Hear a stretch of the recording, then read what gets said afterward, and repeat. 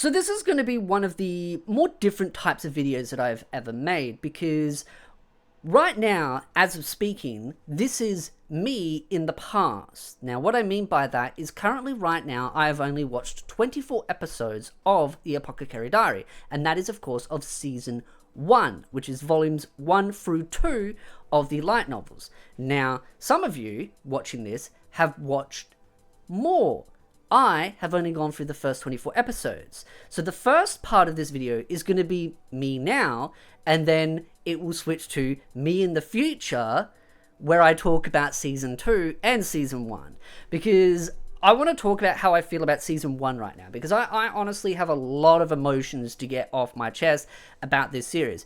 This is one of those, it's an anime that's came out back in October of 2023. And I think what blew my mind about this anime is, one, why haven't I watched it sooner? There's a lot of reasons. I will do that in a future video, but that's more personal. I've been all over the place. But when I watched it, it reminded me of one other particular anime, Snow White with Red Hair. Now, some of you have probably watched that. Some of you have probably read that.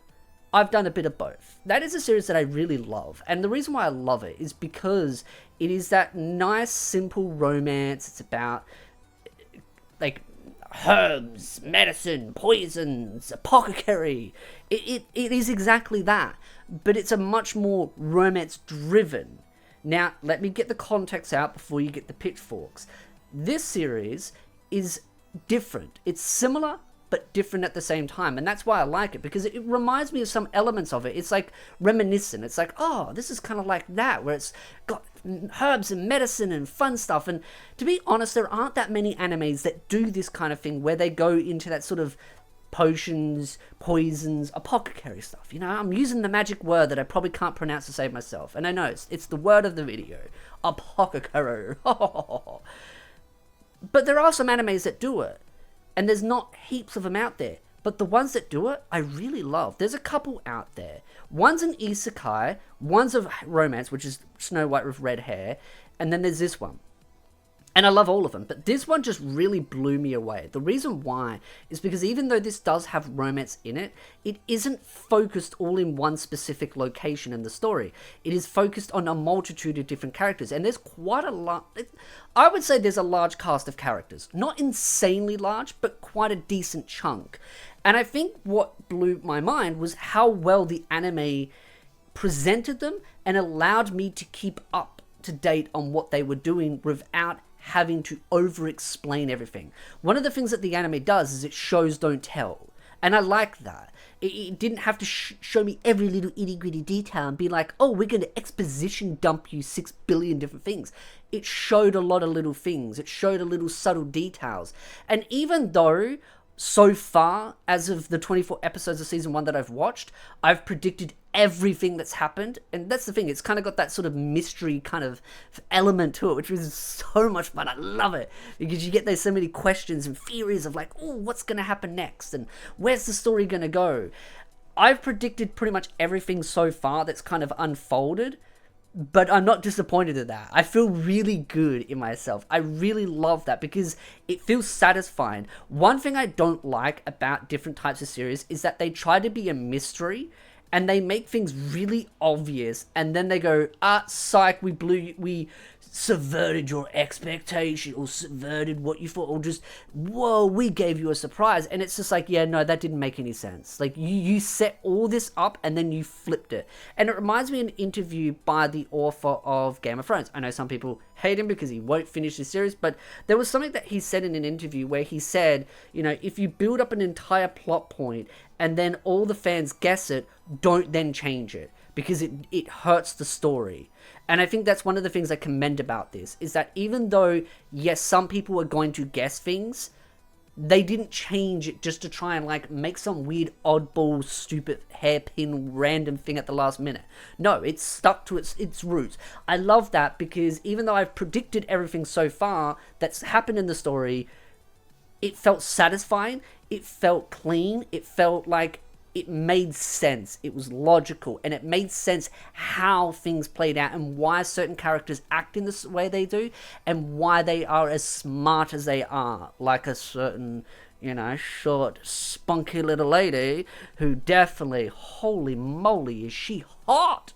Oh, damn! I love the way she had like the freckles, and she doesn't look ugly with the freckles or anything, but it's like that, like she's hot, and then she goes from hot to being like next tier above, and you're just like, breathe, my boy. Settle down, Peppy. Settle down. No, don't get right up. No. It's too late. And so some of the characters are really hot, and some of them got massive kazongas. Like, holy moly! I could see those from outer space. I could see those from Mars or Uranus. It's like, damn, ladies.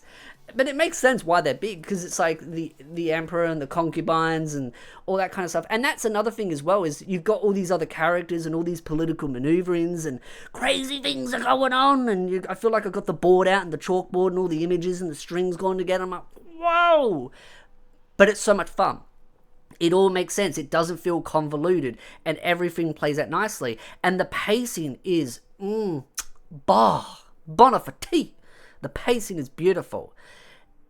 And it's obvious, if for those that don't know, 24 episodes, season 1 has only covered 2 volumes of the light novels, which is funny because I actually have the light novels. Never read them. I got them for this last Christmas. A friend bought them for me, and I haven't read them yet. I've had people already request that, you should do the light novel reviews. And you know what? Maybe I will. If enough people leave a nice comment and leave a like and say, yes, please, sir, would you make a light novel review? I might consider it. It's definitely one of those where the story has very much intrigued me, and I'd love to get into different types of more light novel stuff, but it's a big undertaking because there's a lot of light novels I read already. But that's the thing, I really loved how this story went out. But back to the original point that I started all the way at the start of the video about the romance. The romance is focused on different characters, and there is some romance between the two main interests, which is him and her, and you know exactly who I'm referring to. My spunky, handsome little stud muffin, my tall stud muffin, and my short stud muffin. Both of them, there's that kind of chemistry, but there's different layers. Like, she's kind of like eared out by him, but you can kind of feel that there's some interest in there. Like, she kind of gets flustered at times, and he's like trying to really hammer home on her. The chemistry and the romance there is very different to, say, what is Snow White with red hair. Snow White with red hair, both main and female protagonist, or male and female protagonists, are both in love with each other. It's more about the political maneuvering, the back and forth, them staying together, but them also, running into issues. But this is a whole different ballgame. And again, the reason why I bring up the Snow White with red hair is because of the fundamental principles of what that story is about. The basic building blocks of, like, the structure reminded me of that when I was watching this, and it was a good reminder. I know some people say, they're nothing, but most of you will get what I mean. I highly recommend this anime, but I think most people have already watched this anime. I just was blown away at the fact that the anime has only covered 2 volumes so far as of, again, 24 episodes, season 1. Because that amount of pacing, honestly, if you said that to someone that was just, like, knew nothing about this series, and you said, yes, this is 24 episodes and it's covered 2 volumes, someone would probably say, that's probably really slow paced. But no, the pacing is just perfect. It's brilliant. It's not too fast. It's not too slow. You can keep up with things. It's not boring. It doesn't feel dragged out. And the chemistry between the different characters, the character building, the character development, the backstory as well, some of the interesting, like, little strings. And one of the other things that I really love is the fact that certain characters don't know what's going on with other things. Like, even though they're smart in some areas, they're not, like, wizardry level smart. Like, there's some oblivion, and it is believable. See, that's the thing about intelligence in a character. It needs to be believable why they are as smart as they are, and why they come to the decisions that they do. It needs to feel believable that they came to that conclusion.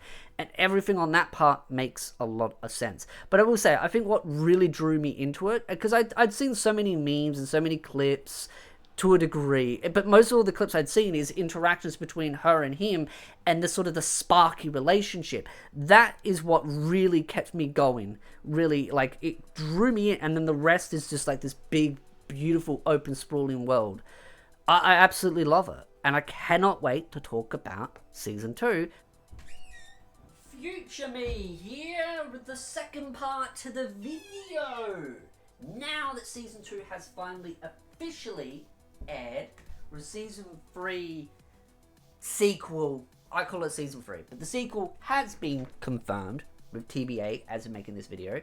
I will then go over my review on season 2 of the episodes itself. So going over the actual second part, well, second season of the Apothecary Diaries, it's kind of hard to remember what I said during the first part, because when I actually recorded that, which for you will be all in one video, but for me, I recorded that quite a while ago, but it was during the period where season 2 was airing, and then it kind of went on a break, it came back, and so it's been about a month and a half, maybe 2 months since I made that video. So some things have kind of slipped my mind since then. I don't know quite remember everything I've said. I remember the general gist, but there are some things, little details that I might end up repeating.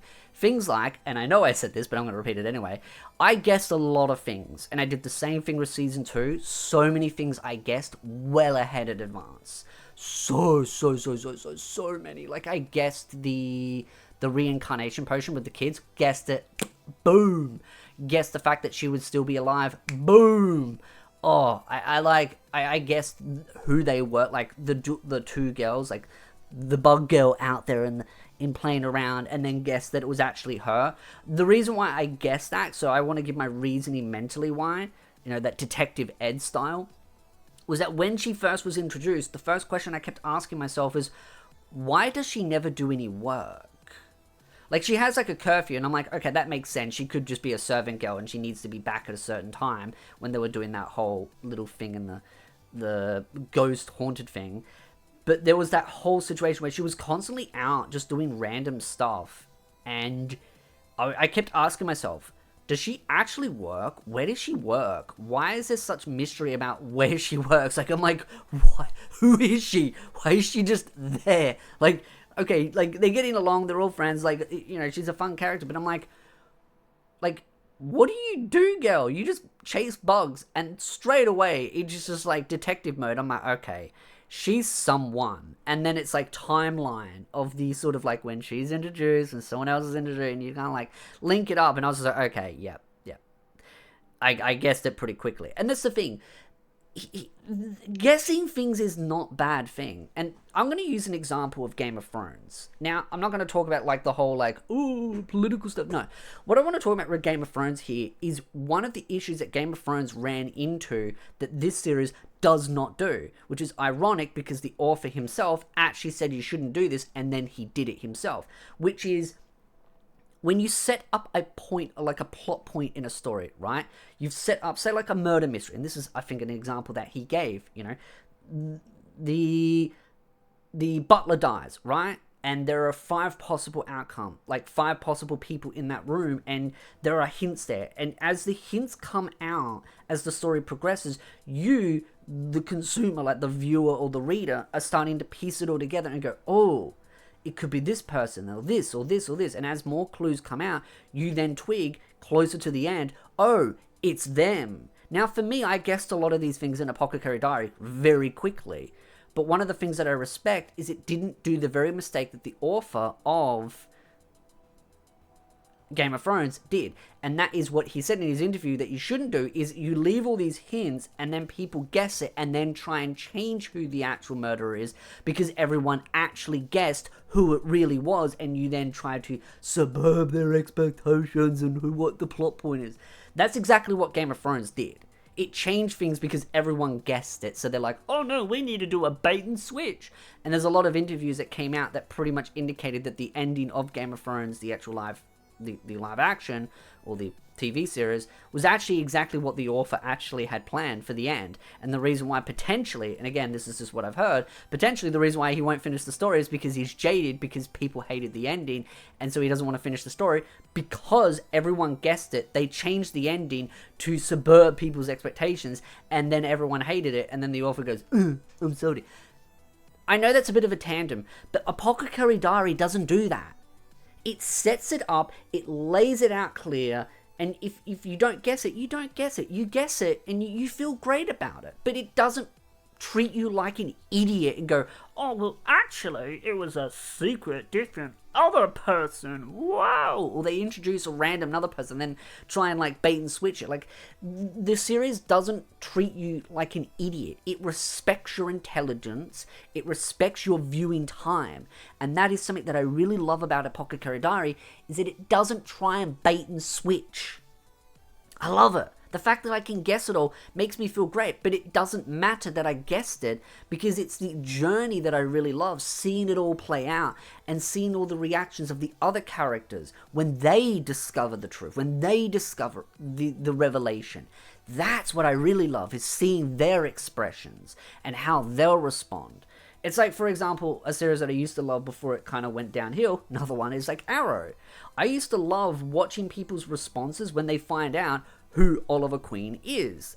That's what it is like to me. It's that you get to see but you get to see more of this because it's not just one revelation. It's like multiple things, like different sort of plot points coming up and discoveries. Like, for example, I can't wait for Meow Meow to finally discover who he is, because she kind of, she's just kind of a bit spacey in the head because she's kind of like doing her own thing. But it's like, not just her knowing, but just the whole picture being laid out in front of her and realizing the full scope of it. Once she realizes the full scope, that's the reaction that I want to see. So that's why I cannot wait for future seasons. Like, for the fact that the sequel was announced for after season 2. So that's why I really love how Apothecary Diary does the series as a whole. It doesn't disrespect your viewing and reading time. It actually respects it. Now, another thing, and I don't know if I actually mentioned this in the last video, is that seasons 1 and 2 cover 2 volumes each. So if you did want to read beyond that point, you could start from volume 5. Now, normally I would say read from volume 1 onwards in most of these cases, but I've heard that the series is pretty much very close to the source material. And I've got the 2 first volumes for it, but I actually wouldn't mind doing volume light novel reviews of the series beyond the anime before before season 3 comes out. So I would like to start reading them ahead of time. I don't know if I'll enjoy reading them compared to watching it, because sometimes I actually like watching an anime more than reading it. And Minutes in the Shadow is a great example. I actually enjoy watching the anime more than reading it. So I don't know if I'll enjoy reading it as much as I enjoy watching it, but I'll give I'll give volume 5 a go and see how I feel. But with this review, I'm reviewing this as volumes 1 through 4. So that's kind of how I'm laying this out. This is seasons 1 and 2, but volumes 1 through 4. So if I do the light novel reviews, I will continue on from volume 5 onwards. So if you do want to read yourself, you can go from that point onwards as well. I know some people say read from volume 1, and I would recommend that always at the end of the day, because there's always going to be some little subtlety, but I've heard it's pretty well spot on, like really well. I might be wrong. Someone in the comments might tell me, but that's also one of those where I know someone in the comments will say, oh, it's completely different, even though it probably isn't, but someone will probably try and dramify it for the sake of it. Like I said, I absolutely love this series. I loved everything about it from start to finish. The characters, the chemistry, the building, everything about it. And I didn't think I would. Like, when I first heard about this and I kind of looked from an outside, it was kind of like, oh yeah, it has an interesting premise, but it kind of felt like it would be like, bland kind of thing. And then I was just pleasantly surprised. Like, again, sometimes when you see things from a distance and how some other people, like, talk about the series, it may not seem like it was... And that's just actually the funny thing is so many animes these days get, as the word say, glazed or overhyped. I like the word glazed more. Like, people will really drum up, like, how it's the best thing since sliced bread.